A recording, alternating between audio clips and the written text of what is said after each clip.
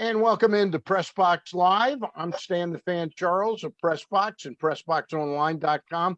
With me is my co-host Gary Stein and a very special guest who you see right now, and I'm going to introduce her in just a minute, but we have some bills to pay at PressBox, and we let you know that we are brought to you each and every Monday and Wednesday nights by C3 American Exteriors. Go to their website at c3america.com to get a brand new roof for just the cost of your insurance deductible. And as I like to say when I'm talking about C3 American, I know these guys, I trust these guys, I like these guys. You will have no larger expenditure on your home. And Gary Stein's a homeowner, right, Gary? I absolutely am. You have no greater expenditure than putting a roof or repairing a roof. So you want to trust the people you're working with, right? You absolutely do. All right. Well, I trust those people. I heartily endorse the folks at C3 American Exteriors, and their website is c3america.com. Gary Stein, I owe you a kudo because we sort of this week slid by and we didn't have a guest. And all of a sudden you said to me yesterday about 5 o'clock, you said, well, you know, Diane Richardson would be a great guest, the coach at Towson. I said, I love Diane. And then you said she had COVID and she came close to, you know, biting the bullet. And we turned around, talked to Mike Gathigan, and we got a twofer. We got Diane Richardson tonight. And next week, Gary, we got Coach Rob Ambrose. Yeah, we do. I introduced Diane Richardson, the head women's basketball coach at Towson University. Diane, thank you for doing this with us. Sure. Glad to be on with you guys. I don't know whether I was sleeping under a rock or anything, but Mike Gathigan sent me all these TV clips that you did stuff with Sean Stepner and Pete Gilbert. I never knew that you were sick. Tell us a little bit about how you found out you're sick and how bad it was for you. Yeah, well, I actually, our first trip, you know, this season has been kind of crazy. Oh, and so God, yeah. we had our first conference game at JMU in Harrisonburg. And I'm going to tell you, I've been so very, very careful because my daughter has a compromised immune system. So since the pandemic, I've been in the house. And, you know, finally when the season came, I wore my mask and my gloves and washed and was very, very careful. And then we went down to Harrisonburg to play JMU, played them on a Saturday, came back Sunday night. And I was starting to feel a little tired, but we were testing 3 times a week. Right. So I had no positive test on Friday before we left. And then Monday, I started to feel a little queasy. My stomach hurt a little bit. And then Tuesday, we were supposed to play JMU at home. And I called my staff on Tuesday and I said, I think I'm going to be late for shoot around. I'm not feeling too good. And then about an hour later, and I started to get worse. And I thought, let me get through this. And then my trainer called and said, I have bad news. Your test yesterday or Monday was positive for COVID. And I knew something was wrong. And then, you know, within an hour, things started just going crazy. My temperature shot up. I was at 102 then. You know, I was nauseous. I was weak. And it just got progressively worse. And, you know, we called the doctor and the doctor had me on video conference and, you know, he was telling me things to do. And then my husband started feeling bad too. And, you know, the COVID people called and said, you know, you've tested positive for COVID. You've been around your husband. We're sure he has it too. And then my 2 sons. And so we tackled that for a month. So you have a family, your 2 sons had moved home for safety reasons. Yes. And you ended up, you and your husband and your 2 sons, but luckily your daughter, who has a compromised immune system, right, because of her situation, she did not come down with COVID. She did not, and her caretaker. So it went around everybody but her. So, and you know, that's what we have been praying for. Please don't let her get it. Right. And for us to be in this house and we all get it and her not, that was truly a blessing. That was a miracle. Yeah, yeah. So how long were you and your husband? And I saw some of the other televised things you did. I know that your youngest son ended up sick enough that he had to go to the hospital initially. Yeah. How long did this capture your house? Well, it went for the whole month of January. I think finally came out of my room January 27th was the Right. first day coming out of my room. And I tell you, my husband and I were so out of it and weak. And then I heard the ambulance come, and I look out the window and they're taking my baby son, my youngest son, to the hospital. So it was 23, right? He's 23. And I was just like, what's going on? Oh my goodness. So it was tough getting through that. And then we were on the video call with our doctor every single day. So just trying to make it through without having to go to the hospital. Now I'm kidding. Before I turn you over to Gary for a few questions, I know that the wins and losses aren't important. I'm just curious, how did the team do without you? They did fine. They did fine. They did fine. My associate head coach, Zach Cantor, came in. They played, we were off because we had to quarantine. And so I got to watch on TV them play Hofstra. And the first game was really, really close. Right. And then the second game, they came through and had a really, really good game. So they did fine. My associate head coach, Zach Cantor, carried them through, and the rest of my staff. So, because you know what happened to Wally Pipp? Wally Pipp got sick. He took a day off, and Lou Gehrig played the next 1,800. Yeah, and he never got to come out again. Never got to come out again. So God bless you, Gary. I know you got a few questions for Coach Richardson. Yeah, I mean, Coach, let me just interrupt for 1 second, Gary. Let me just interrupt for 1 second. She was one of our favorite guests on Inside Press Box. We both remarked that after the interview, that she's very special. So that is true. And Coach, I wanted to say that one of the reasons why you were one of our favorite guests, not only because you're affable and all the great things that you are, but before COVID, I mean, your story about stepping back from corporate America to coach youth basketball and then on to college basketball is really just an unbelievable story. And maybe at another time we can tell that story. Maybe we can do it tonight. But I don't want people not to know that because we're talking about COVID with you. Okay. Sure. So question to you, you had COVID, your sons had COVID, your husband had COVID. And from what I read, I think it was an article actually in the Towson University Alumni magazine, there was a time where your husband, who was usually a snorer, he snores at night, wasn't snoring, and you were extremely alarmed to the point, if I can be so blunt, as you thought you may have lost him. Yeah. Could you tell us that story? Yeah, we had gone through and we were just really, really weak, and we had gone and looked at ourselves and said, man, we've got to make it. We got to make it. And, later on that night, he started again, like you said, he snores, and he wasn't snoring.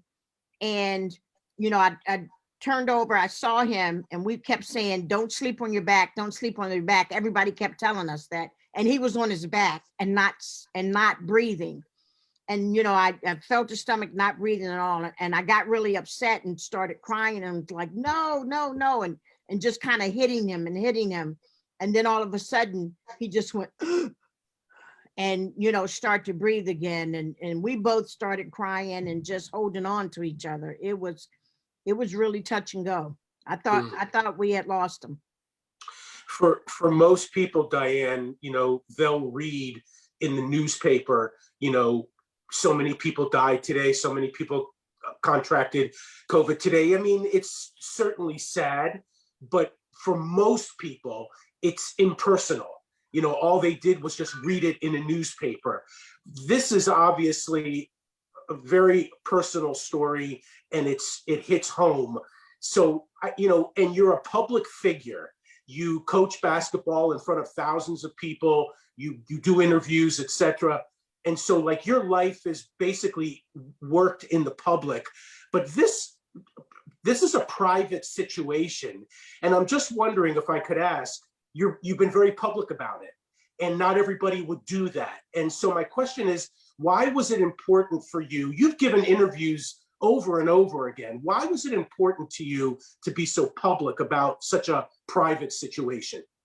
Because, there was so much said about vaccinations and not getting vaccines and all that. And there were also many people that didn't really believe that it could do something like this, or people were careless. And I want people to know that it's very, very real, and it affects people differently, like each and every person. And it really got to me. And I'll be honest with you, I didn't know that it was that devastating. Like you said, you read about it. I didn't know it had the punch in it that it could take you out in a matter of a week or so. And so I wanted people to know that it is very real. You have to be careful, and you've got to be not only careful for yourself, but for everybody else, and maybe people that you live with or your older parents. And so I wanted people to know that this was very, very real, and it could happen to anybody. Diane, you know what is so special about you being willing to be public, as Gary said? The Black community is hard hit by this illness disproportionately to the numbers, and for some good reason, there's a distrust in the Black community that they have been not treated fairly during vaccinations in the past, Right. whether it's getting a like number of vaccines to the white population. But it's very important, I think, that Black people speak up, people of color speak out in saying that the vaccines are very necessary.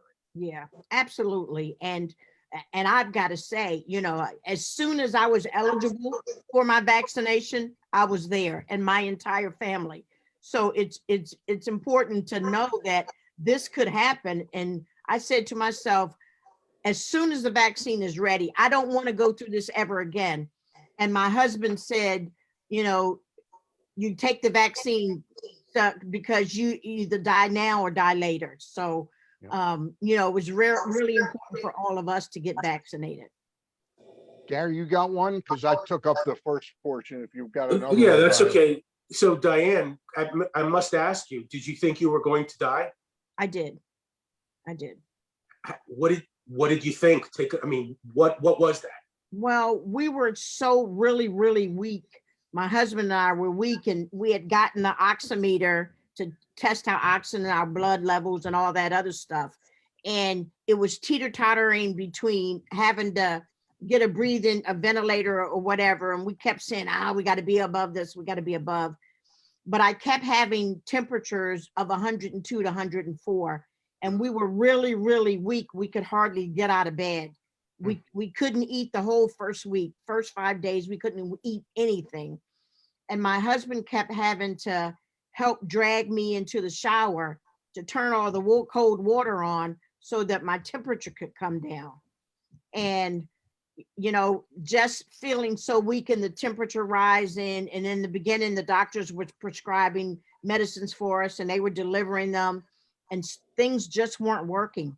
And we were laying in the bed watching the night before the inauguration, and we were so weak.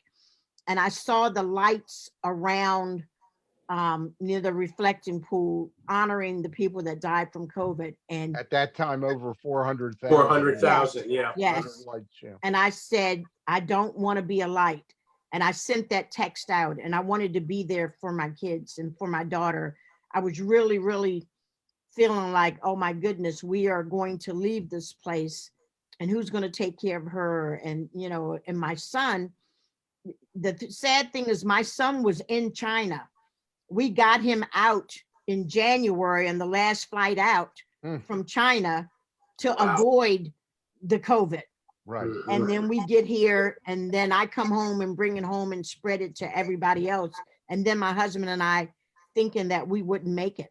Was there a point where you and your husband weighed whether it made sense for you to go to the hospital, or were the hospitals like booked, totally? Yeah, in they were capacity? totally booked up, and our doctor said, if you can, the last place you want to go to is the It's hospital. the hospital. Oh, Yeah. okay. Was there a moment there shortly after the inauguration, January 22nd, 23rd, where you remember thinking that both you and your husband had turned the corner and were going to make it?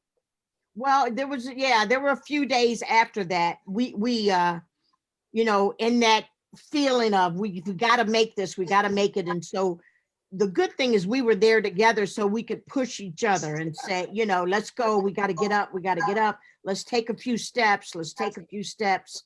And so we kept pushing each other. And then at a point, like a few days after, we said, we've just got to keep this going and we'll be okay. We'll be okay. So, lots of prayers, lots of pushing each other, lots of looking forward to the future and saying, we've got to be here for our kids. We've got to be here. And I don't know if you know, my mom would call every day and she was 5 hours away and we would pretend that we were better every day. And because she's such a worry ward. And I know Tim Leonard and Dr. Schatzer was texting and I would say, I'm feeling better today. I'm feeling better today. I would text back. And my players as well, we're feeling better today, or today's a better day, just so they wouldn't be worried. But all along we were fighting. But then we knew for all those people we were telling we're getting better, we had to get better. For somebody who, in whatever you've done, you are in control of your situation a lot of times. You're positive in the message you give to your players. You were positive in the business community when you worked in the corporate side of things. Were there things that you were able to take from how you coach that got you through this? Or was it not even in the realm of helping at all? Well, in coaching, you always want to be positive because, games are runs, game of runs. And so I knew I already had that fixated in my head that, we can overcome, we can fight back. And so that kind of helped. And both my husband and I were athletes. So, we had that frame of mind, like we've got to fight, we got to fight, we've got to fight. But Diane, that's an interesting thought, actually, Stan just brought up, because as a coach, you are in control of your team. You may not be in control of the game all the time, but you are definitely in control of your team. I just wonder, you weren't in control of COVID. No, not at all. Right? You thought you were, and you were very, careful. And like you say, double masks and this, that, and all of a sudden you had it. So I just wonder, from a coach's perspective, who is in control all the time, you had to kind of surrender the control to this disease. Yeah. And I say to this day, COVID kicked my butt. And, COVID is, we had some, we were long haulers for a little bit. And I would say every day, I am so sick of COVID. Like, leave me alone. COVID's trying to pull me back. But you're right. We weren't in control, but a lot of prayers, a lot of positivity, and a lot of just saying we got to be here for other people. Yeah. Diane, I wanted to pick up on your players. You had mentioned, that you were texting with them back and forth with the time you were out, positive messages, etc. I saw that video. I think it was Sean Stettner may have recorded the video from Channel 2 of your actual return to the CQ Arena. Your players were going through a practice. It may have been a film session. They were socially distancing, obviously, and they had the masks on. And he was behind you as you walked into that film session. And of course, they cheered, like you say, like they had just won the NCAA championship.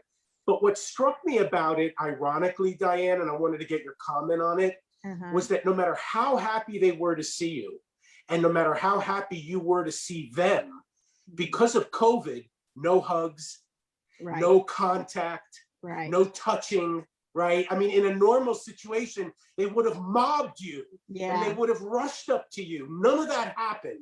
And and that struck me. What did you think? Like, were you even aware of that at that moment? Well, I knew that, I knew I was surprising them and I was afraid that they were going to do that. And I think Coach Zach was like, stay. Because normally I would be hugging them and they would be hugging me. And I said, I would love to give you guys hugs right now. And so it made it just a little different than, normal. And I'm such a hugger. And even throughout the rest of the season, you know, the hugs, there were no hugs because of COVID. And just was different. It was different. Diane, when you actually were able to not just oversee a practice, but actually get back on the bench, was the old fire and passion there? Did the game mean as much, Good one. or had it changed your perspective? I don't mean permanently, Yeah. but like, hey, this is nice, but you know, this is a game. Yeah. I just fought the game of life, you know.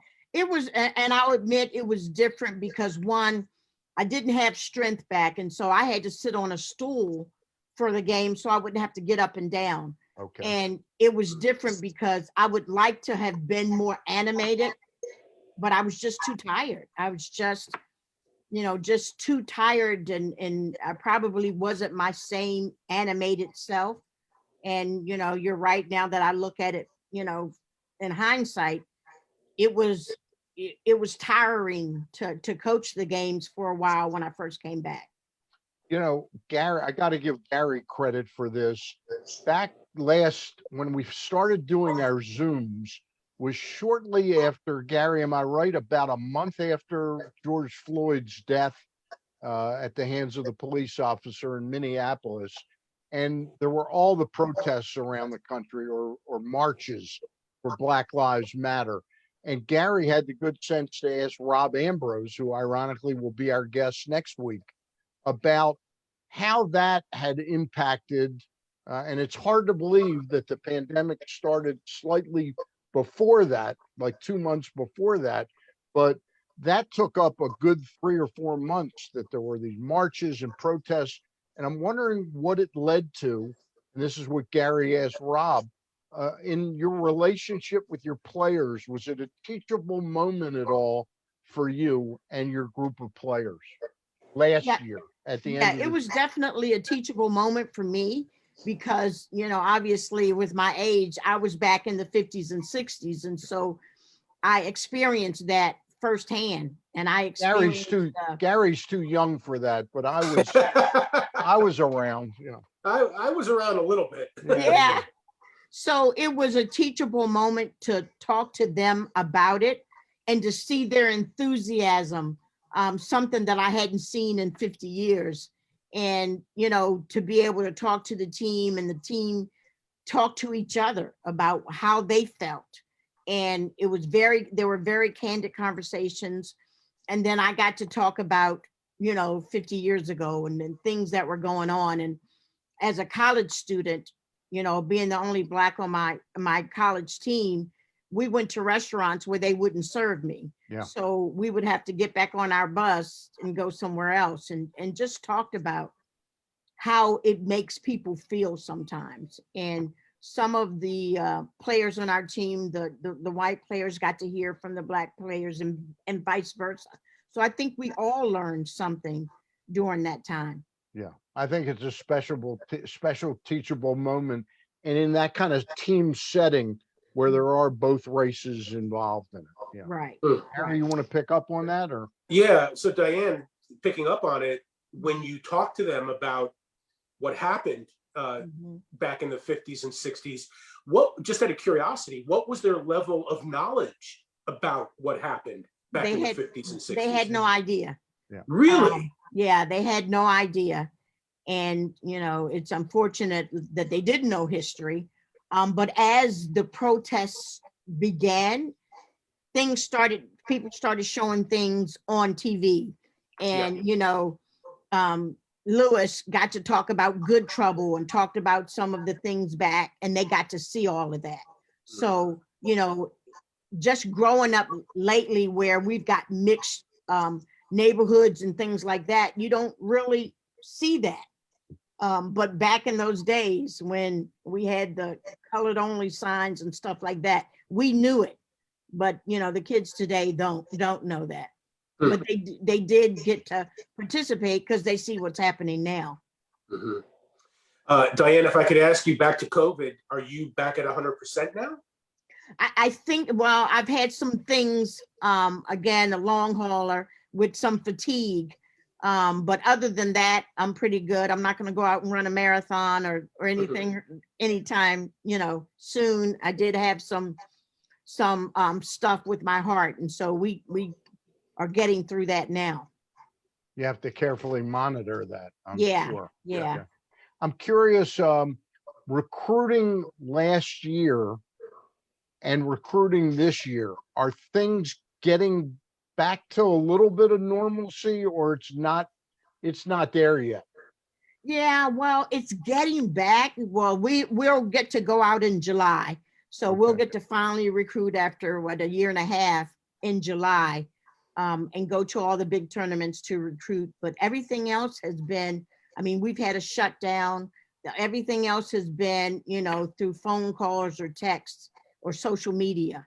So we'll finally get out in person and actually see kids sweat and not see all just highlight films, because that's what we've been getting, these last year and a half, highlight films. And, it's And those anybody can look good in a highlight film. those kids you'll see this July, are they're kids that would come in the fall of 22? 22 and 23. Okay. So we have our 21s and 22s. Okay. So our staff has done a great job in getting ahead of the game before the pandemic. So we had our next 3 classes pretty much filled. We're talking with Diane Richardson, the head coach at Towson University women's basketball, about her experience with COVID.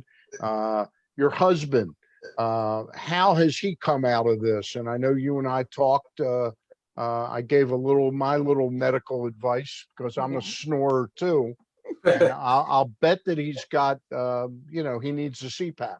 Yes. He's got sleep apnea. I'll bet he does. Probably. Yeah. Yes. But how has he come out of it overall? Has he got his strength back? Yeah, he's gotten his strength back. He had the cough for a while, probably a month or 2 after, but he's doing great now. What are the now things are starting to change, Diane, with the masking, and it's a mixed message, but I know most people are going to be fairly vigilant as we get into the summer. But how are you approaching it? What does the near future look like for you? What are you still doing to just be safe, I guess, at this point? Even though my entire family is fully vaccinated, we still wear our masks. We still social distance. We still wash, and we don't go out that often. So I've turned into an Amazon queen, or so everything's been ordered. So for the last, since the pandemic, March of last year, I've been ordering stuff online. So we don't go out very often.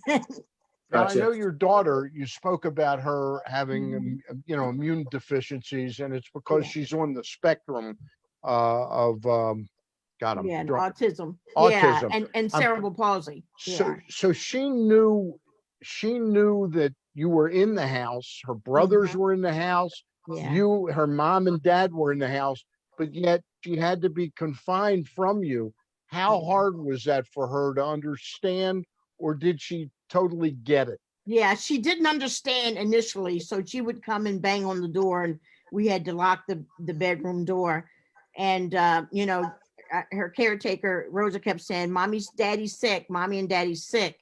And even when the 27th, I knew I wanted to go to work to surprise the kids. So I had to come out that day to walk up and down the stairs to see if I could do it. And she came toward me, and I said, Mommy's sick, Mommy's sick. And so she turned around and walked the other way. And so she realized it. That must have been a very difficult thing for her. Oh yeah. And not really knowing what was going on. And then finally to be able to hug her. That is some job that your caretaker, Rosa, did. I'll tell you, that is really special. Yeah. That is very special. Yeah.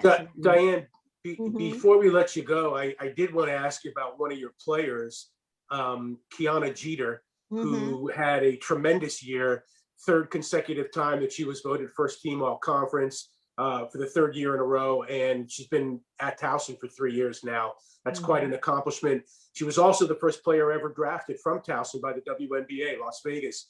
If you could just take a moment, and I'm so sad that you didn't get a chance to be with her for like a month, right? Yeah. Because she played terrifically. but just a little bit about her and what she's meant to the program and to you.